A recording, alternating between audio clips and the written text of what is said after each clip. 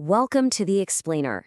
Today we're putting on our energy economist hats to look at one of the most critical and most volatile spots on the entire planet, the Strait of Hormuz. You know, for an energy market analyst, that question, it's not just some geopolitical thought experiment. It's basically a blueprint for a full-blown global economic catastrophe. This little choke point is the ultimate stress test for our energy supply chain. And believe me, what happens here has ripple effects on financial stability everywhere. All right, so let's get into it. People call this the artery of the global economy, and for good reason. It's this tiny, narrow passage where the energy that powers pretty much everything we do is at its most vulnerable. And make no mistake, a disruption here, that's not a local issue. It's a global crisis, just waiting to happen. So why all the fuss? What makes this little strip of water so incredibly important to the world's economic health? Well, it all comes down to two things: the sheer volume and the intense concentration of energy that passes through it every single day.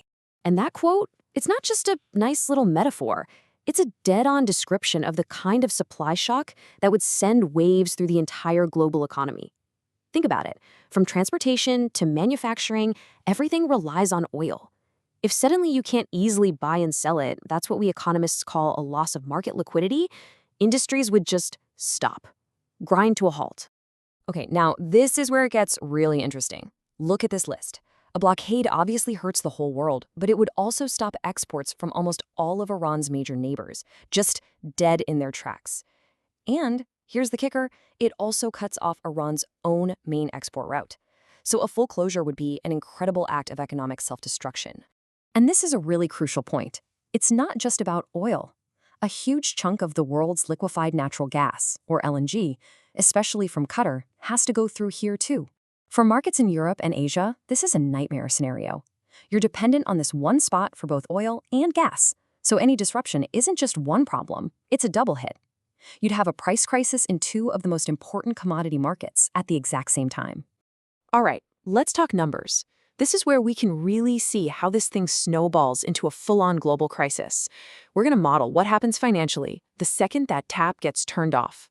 17 million barrels of oil every single day. Let's put that into perspective for a second. That's more oil than the entire United States produces in a day. It's just a staggering amount.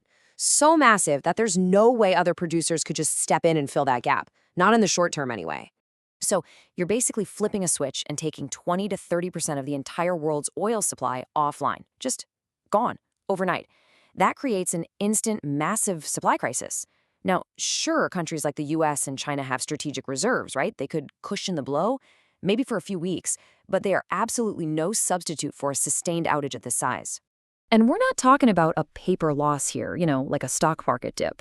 This is $1.5 billion of physical energy that's just vanished from the market every single day. That means oil that literally doesn't show up at refineries, gasoline that doesn't get made, and factories that can't run. The knock-on effects are fast and they are severe. And this chart, it shows you exactly what happens next, the market reaction. With a supply shortage that huge, what do you think happens? Panic buying, total panic. Oil prices could easily double, maybe even shoot up to $150, $200 a barrel. And that would kick off crazy global inflation and almost certainly push the entire world into a deep, painful recession. Okay, so if the fallout is that bad, you have to ask, has this ever been a real threat? Has it ever come close to happening? Well, to answer that, we've got to look at the history of tension in the region.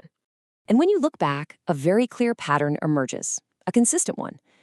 From the so-called tanker war back in the 80s all the way to recent standoffs, the threat to close the strait, it's a tool that gets used again and again. But, and this is the important part, it's never actually been fully carried out.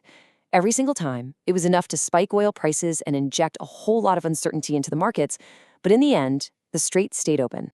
Which brings us to the really crucial question, especially from an analyst's point of view. Why keep threatening something if you have no intention of actually doing it? It seems strange, right? But the answer is all about the economics of the threat itself. You see, this whole cycle, it's predictable, and it works like a weapon in the market. First, tensions spike. Then comes the threat. Then the markets panic and prices shoot up. Then you get de-escalation and the strait stays open.